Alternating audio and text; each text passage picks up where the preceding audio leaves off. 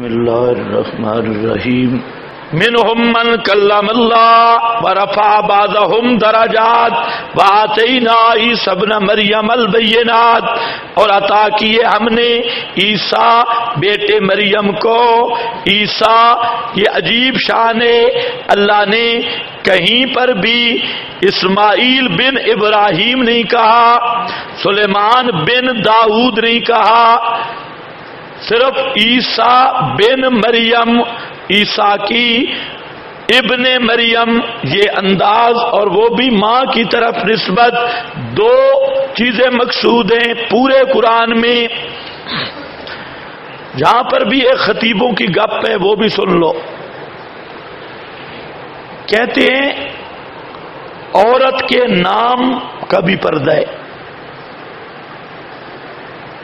توجہ ہے نا، عورت کے نام کا بھی پردہ ہے، یہ سنتے رہتے ہو۔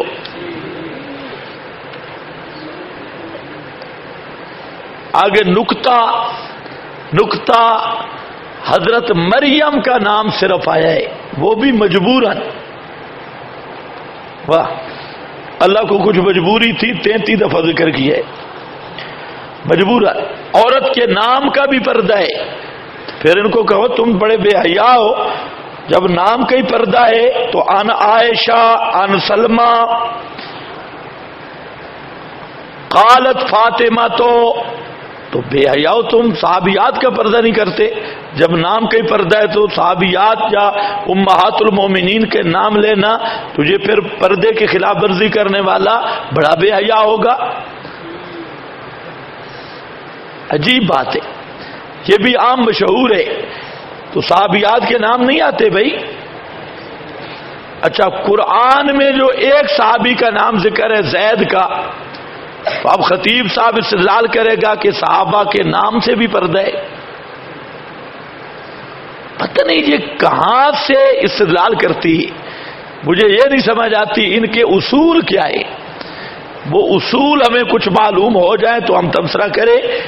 اصول خطبہ کہ حضرت مریم کا نام آیا ہے، باقی عورتوں کا لہذا نام، تو ایک صحابی زید کا نام آیا ہے، باقی صحابہ کا نام نہیں آیا، لہذا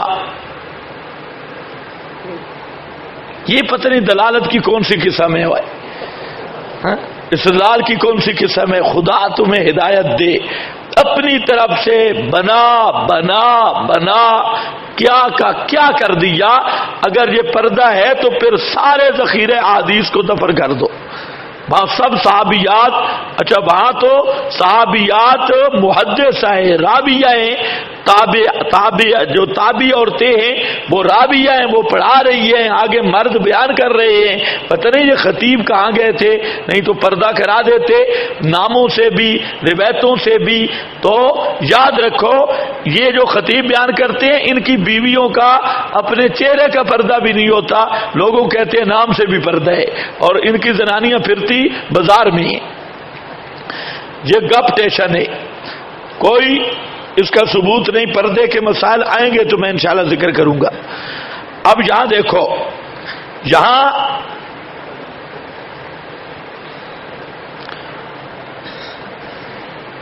عیسی ابن مریم، کیا کہا؟ عیسی ابن، عیسی بیٹے مریم کے، کیوں کہا؟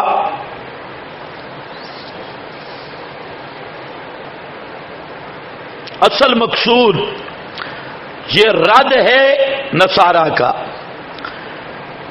کہ نصارہ کہتے المسیح ابن اللہ، بار بار قرآن کہتا ہے ابن اللہ نہیں، ابن مریم،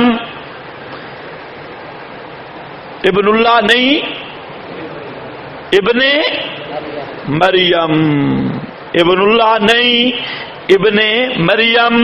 وآتینا عیسی ابن مریم البینات، عطا کیا ہم نے عیسیٰ بیٹے مریم کو البینات، بینات روشن دلائل، یا تو دلائل توحید یا معجزات عیسوی، وہ بھی دلائل ہیں صداقت توحید اور رسالت پر، وَأَيَّدْنَاهُ بِرُوحِ الْقُدُسِ، اس پر میں بات کر چکا ہوں، ایدناہ تائید، ولو شاء اللہ، اور اگر چاہتا اللہ پاک، مقتتلا، نہ لڑتے دین میں اختلاف کر کے، نہ لڑتے الذین من بعدہم، وہ جو ان کے بعد تھے، بعد اس کے کہ آ چکی ان کے پاس البینات، بینات واضح دلائل، لیکن انہوں نے اختلاف کیا دین میں، فمنہم من آمنا، بس بعض ان میں سے وہ ہیں جو ایمان لائے، ومنہم من، اور بعض ان میں سے وہ ہیں کفرا، جنہوں نے کفر کیا۔ تو بعضوں نے ایمان لایا، بعضوں نے کفر کیا۔ وَلَوْ شَاءَ اللَّهُ، اگر چاہتا اللہ، مقتتلوا، نہ اختلاف کرتے نہ لڑتے بوجود اختلاف کے، وَلَكِنَّ اللَّهَ يَفْعَلُ مَا يُرِيدُ، یہاں پر تھوڑا سا اشکال تو ہے کہ اس کا مطلب یہ آریہ نے جو کتاب لکھی نا پرکاش، ستیارتھ پرکاش، اس نے ایک اعتراض کیا۔ وہ کہتے ہیں دیکھو قرآن خود کہہ رہا ہے کہ اللہ خود لڑاتا ہے، وَلَوْ شَاءَ اللَّهُ مَقْتَتَلَا، تو اللہ لڑاتا ہے، انسانوں کو لڑانا یہ کوئی اچھا فعل ہے؟ کہتے ہیں دیکھو مسلمانوں نے خدا پہ الزام لگایا کہ اللہ خود لڑاتا ہے، اگر اللہ چاہتا تو نہ لڑتے، اس کا مطلب ہے خدا خود لڑا رہا ہے، اور جو لڑائے یہ عیب ہے، اور جس میں عیب ہو وہ خدا نہیں ہے۔ لہذا یہ مسلمانوں نے جو باتیں کی ہیں خدا کے خلاف کہ وہ خدا جو ہے وہ یہ کوئی اچھا کام ہے دو آدمیوں کو لڑا دینا، اللہ نے جماعتوں کو لڑا دی ہے، یہ خدا کا عیب ہے، اس پر انہوں نے کہا۔ تو اس لیے یاد رکھو، ایک ہے مشیت، ایک ہے رضا۔ دنیا میں ہر کام اللہ تعالی کی مشیت سے، ارادہ اور مشیت سے، خیر شر ہر چیز اللہ تعالی کی مشیت سے، لیکن اللہ کی رضا ہر چیز میں نہیں ہے۔ تو رضا اور مشیت میں فرق ہے۔ تو اللہ کی مشیت کے بغیر تو پتہ بھی حرکت نہیں کر سکتا۔ اگر بعض چیزیں مشیت الہی سے باہر سمجھیں تو یہ عیب ہے، کیونکہ اس کا مطلب ہے کہ خدا کا اختیار محدود ہے، کچھ چیزیں خدائی اختیارات سے باہر ہیں، تو اصل عیب تو یہ ہے۔ اس لیے مشیت اور ارادہ ہر چیز کے متعلق ہے، لیکن ہاں کافر کا کفر بھی بے مشیت اللہ ہے، مومن کا ایمان بھی بے مشیت اللہ ہے، ابلیس اور ابلیسی لشکر کا وجود بھی اللہ کے ارادے اور مشیت سے ہے۔ لیکن رضا جو ہے، ان اللہ لا یرضا بعبادہ الکفر، اللہ پاک کفر پہ راضی نہیں، معصیت پہ راضی نہیں۔ اس لیے یا ما شاء لو شاء اللہ فرمایا، لو رضی اللہ نہیں فرمایا۔ لو رضی اللہ پہ اعتراض ہو سکتا ہے، لو شاء اللہ میں ہر خیر شر پہ قادر ہونا یہ کمال ہے، یہ عیب نہیں ہے۔ البتہ وجوب پہ راضی ہونا یہ عیب ہے۔ اللہ راضی معصیت پہ نہیں، راضی قتال پہ نہیں، لیکن مشیت ہر خیر شر کے ساتھ متعلق ہے۔ تو دونوں میں فرق ہے، مشیت اور چیز ہے، رضا اور چیز ہے۔ تو یہ اس پرکاش کے بچے نے سمجھا نہیں، وہ جو خود خدا کے لیے عیب ثابت کر رہا ہے کہ بعض چیزیں اللہ کی مشیت سے باہر ہیں، تو پھر تو خدا قادر بھی نہیں، جو قادر نہ ہو وہ خدا کیسے؟ تو الٹا مسلمانوں پہ اعتراض کرتے ہوئے خود اعتراض کیا ولو شاء اللہ مقتتل الذین من بعد ما جاءتهم البینات. دوسرا جبری فرقہ. جبری جہاں سے کہتے ہیں دیکھا انسان جو کام بھی کرتا ہے مجبور ہے، جو کام بھی کرتا ہے. ان کا مذہب پہلے سمجھا چکا ہوں. ایک آسان سی مثال سمجھو. مولانا رومی کی جو مثنوی ہے اس میں گپیں بہت ہیں اور جھوٹی روایتوں کی بھی بھرمار ہے. اس لیے مثنوی پڑھنے والے بھی ذرا ہوشیار رہے. وہاں پر بھی بڑی جھوٹی روایتی حکایات ہیں اور بعض نصیحتیں بھی ہیں بڑی اچھی. یہاں انہوں نے ایک مسئلہ حل کیا. فرماتے ہیں کہ ایک جبری کسی کے باغ میں داخل ہو گیا، جبری عقیدے والا، پھل توڑ کے کھانے لگ گیا. مالک آیا، اس نے کہا بے ایمانہ کیوں کھا رہا ہے؟ اس نے کہا میں مجبور ہوں، خدا کی قسم یہ سب کام اللہ کروا رہا ہے، میرے بس میں تو نہیں. ساتھ پھل کو بھی چک مارے اور کہ میں تو مجبور ہوں. اس نے کہا کھڑ.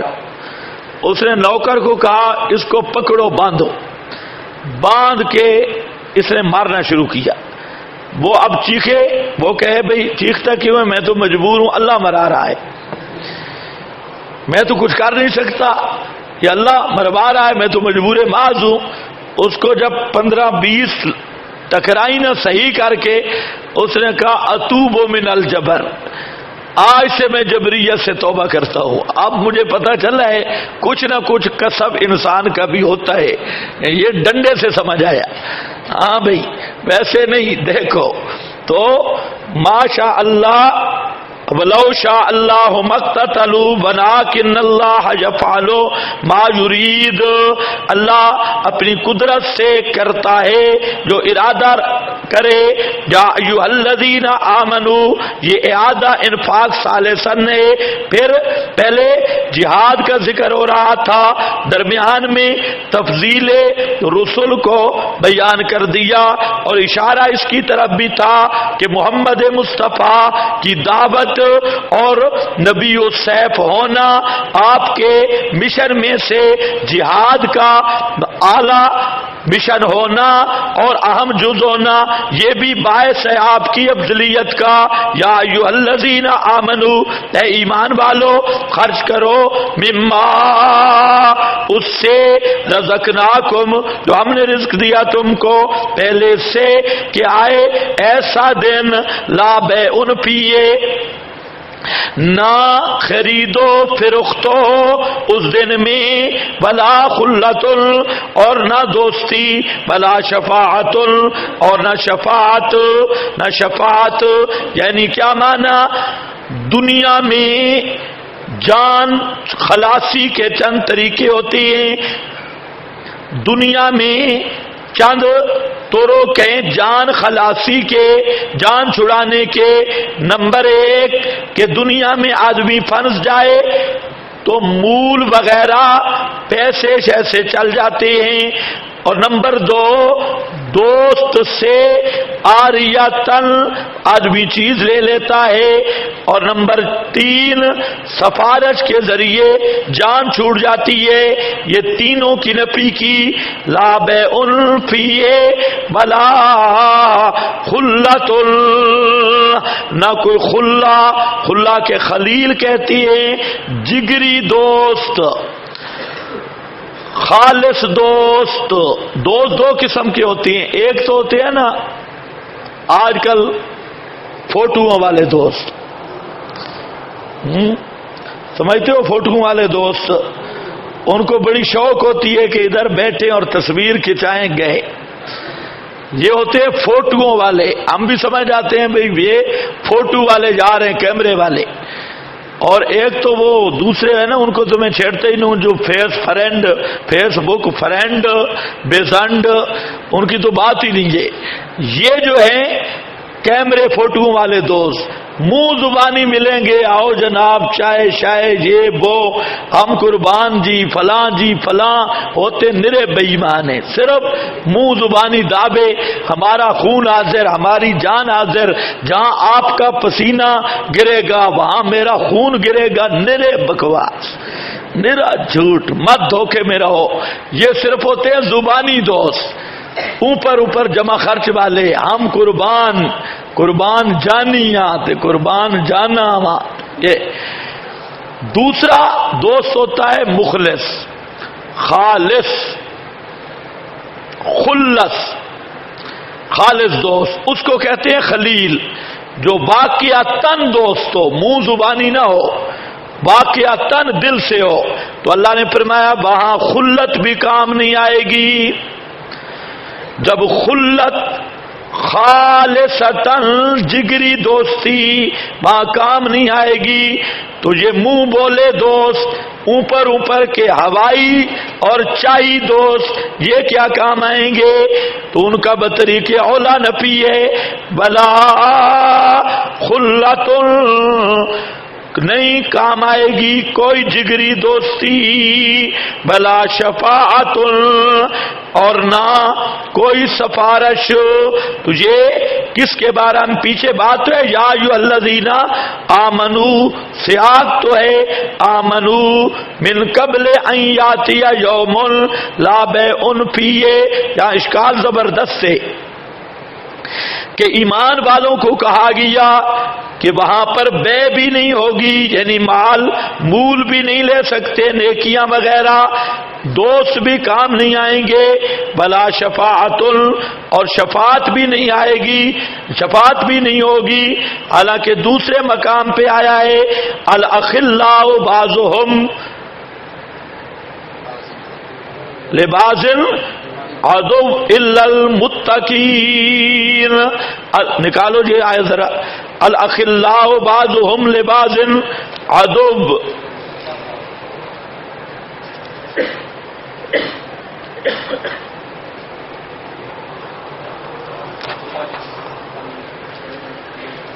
ہاں بھائی، صفحہ نمبر 446. الاخلاء یومئذ بعضهم لبعض عدو الا المتقین. سورہ زخرف آیت نمبر 67. اور سارے دلی دوست اس دن بعض کے دشمن ہوں گے، الا المتقین، مگر متقی لوگ.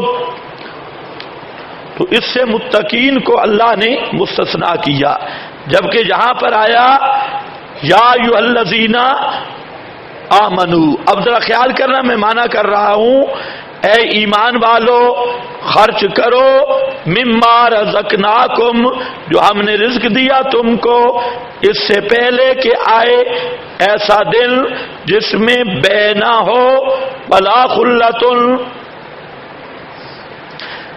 اور نہ کوئی قریبی دوست کے اعمال خیر تم کو دے دے، نہ کوئی خالص دوست کے اعمال خیر تم کو دے دے. سمجھ گئے کہ نہیں؟ وہ تعارض ختم ہوا ہے نہیں ہوا؟ اعمال خیر تم کو یعنی ایسا دوست نہیں ہوگا جو اپنی نیکیاں تمہیں دے دے اور اعمال خیر تمہیں دے دے. حدیث میں تمثیل آئی ہے کہ قیامت کے دن باپ کو ایک نیکی کی ضرورت پڑے گی، وہ بیٹے کے پاس جائے گا، بیٹے کو ضرورت پڑے گی، دوسروں کے ساتھ پھرے گا، لیکن سب کے پاس پھرے گا، اسے ایک نیکی بھی نہیں ملے گی. تو جہاں خلا سے مراد دنیاوی رسم، جیسے میں نے کہا ہے کہ دنیا میں اگر پیسے پاس نہ ہونا تو آدمی دوستوں سے لے لیتا ہے. قیامت کا جو سرمایہ ہے وہ اعمال خیر ہیں. تو ایسا دوست نہیں ہوگا کہ اپنی نیکیاں تمہیں دے دے، یہ نہیں ہوگا. اور شفاعت، سفارش بھی نہیں ہوگی. شفاعت پہ میں بات کر چکا ہوں کہ شفاعت کے متعلق آیات 3 قسم کی ہیں، زیادہ تر 2 ہیں، احتمال 3 ہیں. ایک مطلقاً شفاعت کی نفی، دوسرا شفاعت کے نافع ہونے کی نفی، اور تیسرا شفاعت اذن کا اس بات. تو شفاعت بالاذن جہاں نفی آئی وہ بھی نصوص قطعیہ کا ذکر مسئلہ ہے، اور آگے آ رہا ہے من ذا الذی یشفع عندہ، جہاں آ گیا الا باذنہ. تو جہاں شفاعت کی نفی ہے اس کے دو معنی ہیں، ایک تو ہے کافر کے حق میں شفاعت نہیں ہوگی، دوسرا شفیع یطاع، جو نظریہ ہے مشرکین کا کہ جان چھوٹ جائے گی اللہ کی مرضی کے خلاف، بزرگ چھڑا لیں گے جبرن یا محبتن حبن للاولیاء. تو یہ شفاعت مزعومہ کی نفی ہے، اور جو شفاعت بالاذن ہے اس کی بات میں ابھی کرتا ہوں. ابھی ذرا آگے چلیں. دیکھو میں نے کہا ولا خلۃ ولا شفاعۃ والکافرون هم الظالمون، والکافرون هم الظالمون، اور کافر وہی ظالم ہیں. ہم الظالمون جہاں پر بھی اشکال ہے کہ ہم ضمیر فصل کا ہے، کہ اس سے معلوم ہوتا ہے کہ کافر ہی ظالم ہیں. ظالم ہونا کفار میں بند ہے، حالانکہ مسلمان بھی ظالم ہوتی، مسلمان ظلم نہیں کرتے.